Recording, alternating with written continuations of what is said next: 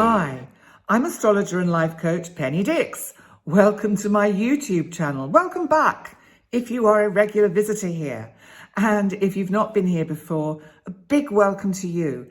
I'd love it if you'd subscribe. So today, I'm bringing you one of my short heads up videos for the sign of Gemini, whether that's your ascendant or your sun sign. And this is for everything you need to know for the month of March 2023. So let's begin, because this is the month when you will look back and go, that's when things started to change. This is a mega month. This is super important. Big changes, big shifts in everything for everyone. And I am and have or am about to do separate videos for several of the transits that I mentioned today. So they will be up as separate videos. And as I get to the transit, I'll tell you which ones have got a special video up. But let's start with looking at what's going on in your 10th house, which is your career house or your work and anything that you're passionate about if you're not working or you're retired. This is Pisces, my lovely oceans of emotions sign. And the planet of communication, Mercury, is in this part of the chart as we start the month. And so there's going to be a lot of communication going on, which is to do with your career or your work, or certainly if it's, as I say, something that is just more like a hobby or a passion, then a lot of thought going on and a lot of inner chatter and maybe talking to others about your ideas and what you want to do next with your plans and your dreams. And Mercury is then on the 19th going to move into Aries. Now this, of course, is the part of your chart that is to do with your hopes and wishes.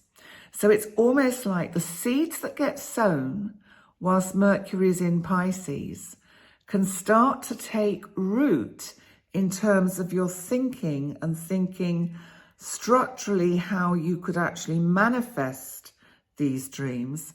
That comes when Mercury moves into Aries, and that's on the 19th. Now, if we go back to the 7th of March is a highly significant day. Mark it in your diary. First of all, we have a full moon in Virgo. Now, this is in the part of your chart which is to do with home and family. This can bring significant change, this particular full moon, to where you're living.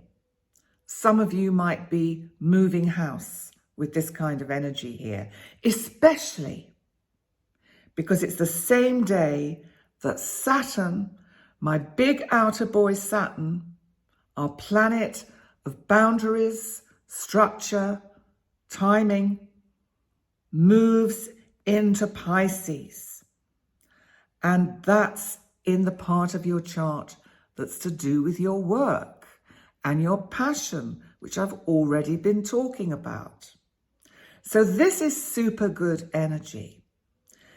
So because Saturn moves at the same time as we have this full moon, there seems to be a correlation or a link with your work for you, with where you're living.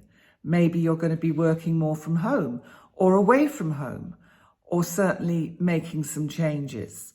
That could be one interpretation of this energy. The other thing is that you might encounter changes with family members, whether they live with you or not.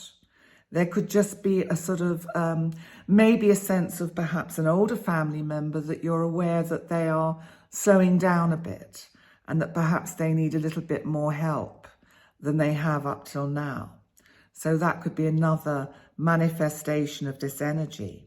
Now, I am doing a separate video for the Saturn entering Pisces energy And if it's not already up, it will be soon. At the time of recording this, I haven't recorded it yet, but it's on my list of videos to record over the next few days. So let's then actually look at what else is going on, because we've got Jupiter, our planet of expansion, our planet of opportunity, is conjuncting Chiron, which is our wounded healer. And this is in Aries.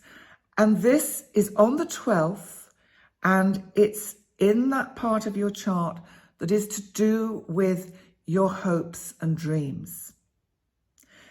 There may be something that you have to honestly look at and recognize that perhaps you can never actually achieve or heal what you really wanted to do with this particular train of thought or project. The other side of this is that Jupiter can actually bring in enormous healing through some project that you're working on, that it opens up your whole vista and vision and sees you in a situation where you can really see how this can take you up to the next level, just in your life and your experience. It's lovely energy. But remember, these planets all have a kind of positive and a negative. And they give us a map. You know, I've often talked about it as a cosmic weather forecast. So you just have to kind of look at this energy and think, okay, so this is how it is. How do I want to manifest it for myself?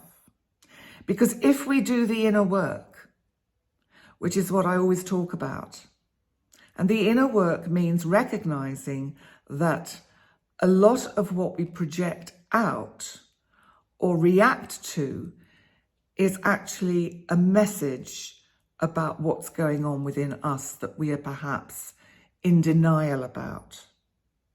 So bear that in mind with some of these energies, because the sun on the 20th, of course, moves into Aries, which again is this part of your chart to do with your dreams and your hopes and your wishes. And this, of course, is the spring equinox on March the 20th, the astrological new year. And again, I'm doing a separate video about the spring equinox, which will be out during March. So a lot happening this month. There's a lot of new energy coming in, a lot of optimism, a lot of opportunities for you to really change your life, for all of us to get away from the challenges and the difficulties and the sadness that we've all had to go through over the last 3 years. And on the 21st, we have the new moon in Aries, same place to do with your hopes and wishes. You can really give legs to dreams at this time. Think carefully, Gemini, about what you want to manifest, because the energy suggests you better pay attention, because it could come quicker than you think. So, you know, don't be surprised about that. So then let's look at what else is happening, because also on the 21st, Venus, our planet of love, beauty, relationship, Venus is in Taurus, and Venus is conjunct the North Node. Now, this part of your chart is that inner you. It's the 12th house. It's that inner psyche, that inner you. Now, this Venus conjunct the North Node is, to me, screaming out, please be kind to yourself, Gemini. Please love you. Because I think, like a lot of the signs, sometimes you make it hard work for yourself with your overthinking. And because sometimes you stay too much in the head and you don't get into the body enough, but also you don't get into the feeling, the emotional, psychological, psychic side of your being enough. Trust your intuition more, Gemini. That's what this energy is saying.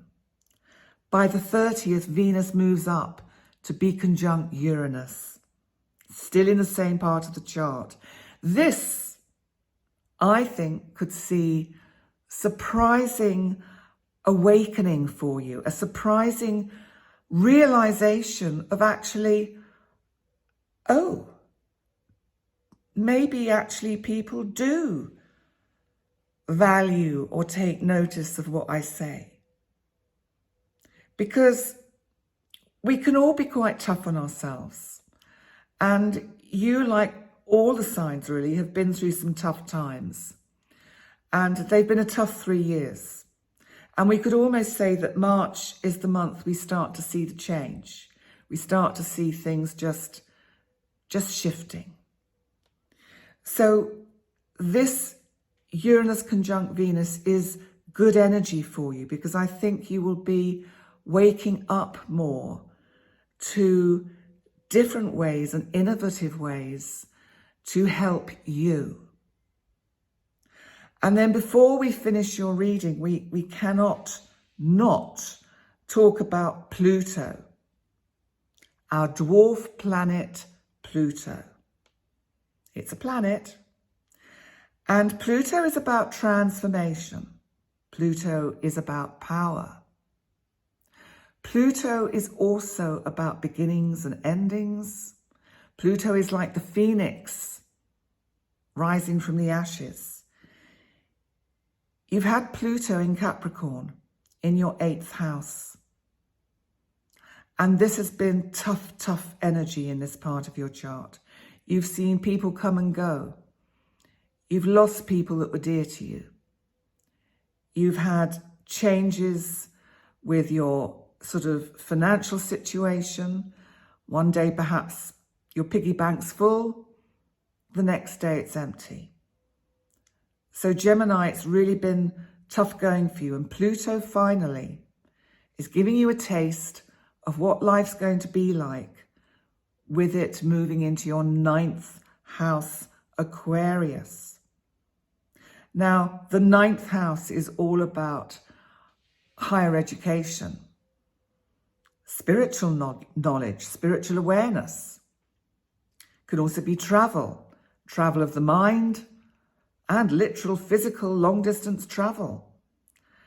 So it may well be that whilst Pluto transits this part of your chart, and it's going to be here for 20 years, you will have much more feeling of going out there and communicating with the world at large, that you'll actually want to be part of the wider community. There could well be more travel, more moving around, more shifting country to country even. And certainly a thirst with Pluto here to learn, to increase your knowledge, to understand who you are much better and in a much deeper way. And so that's on the 23rd. And remember, it's only dipping its toes in. It's there for about, I can't remember, 6 weeks, I think. But it moves back and forwards between Aquarius and Capricorn until the end of 2024. And as I said, I'm doing a separate video all about that energy. So it'll become much clearer when that video is up and running. But in the meantime, thank you so much for coming to listen to your March 2023 astrological overview. Please remember to like, comment, subscribe, share, all those wonderful things that an awful lot of you do. And I'm so grateful. Thank you so much. I really appreciate it. And if you're new here, as I say, I'd love it if you'd subscribe. And please remember to just keep on doing what you're doing. Be good to yourself. Be kind to yourself. And I look forward to seeing you next time. Bye for now.